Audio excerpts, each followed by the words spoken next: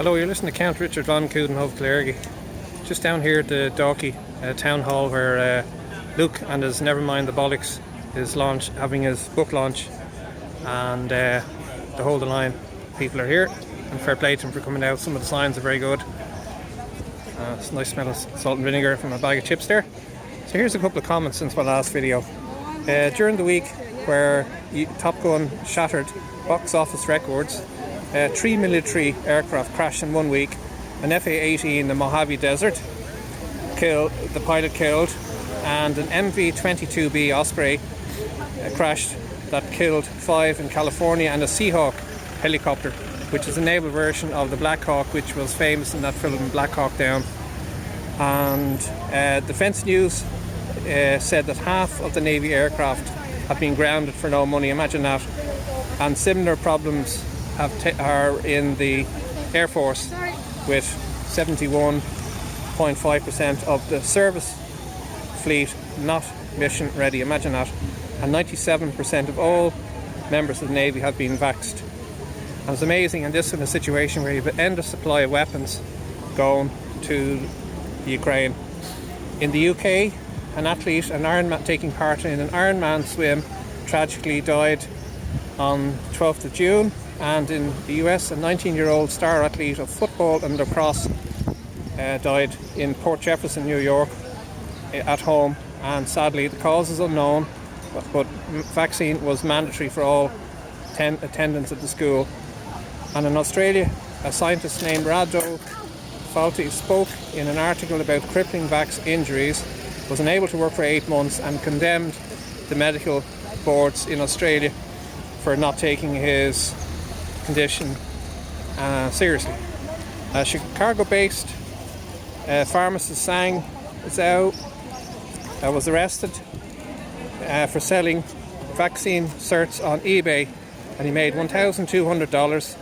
He stole 125 blank cards, and because it is government property, he runs the risk of actually spending 120 years in jail. Poor fella, not a good decision.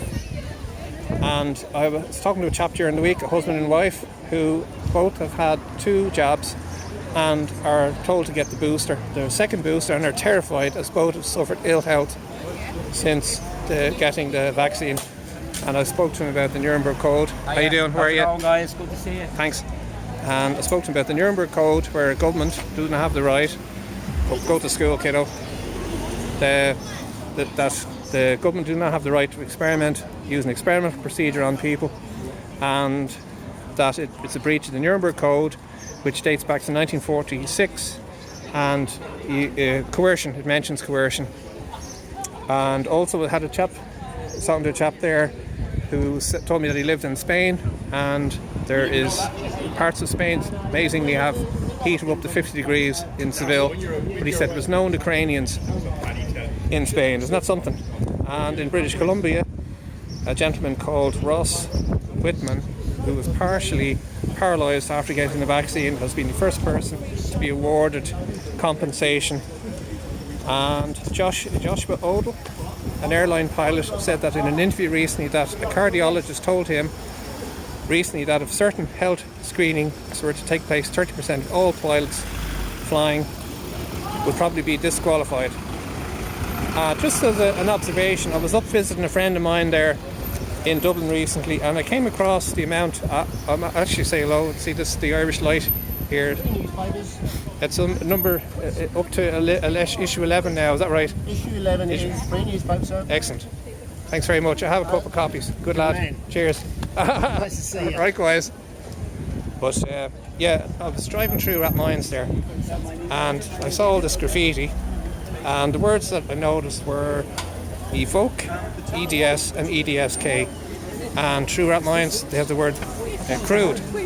Extraordinary. And I seem to say this graffiti I've spotted in so many places in around the Dublin area while I'm driving up and through. And also as well there, to see Varadkar speaking about smirking when he suggested that people voting as a way to get rid of out of trouble. How are you? To vote nationalism, they might lose their job or their house. which is extraordinary, in very bad taste. Okay, so there are a couple of comments which are my own. It's a little bit of a difference here than sitting in the car driving. But oops, I can see the curb there. Thanks for listening. Good afternoon, good luck, and God bless.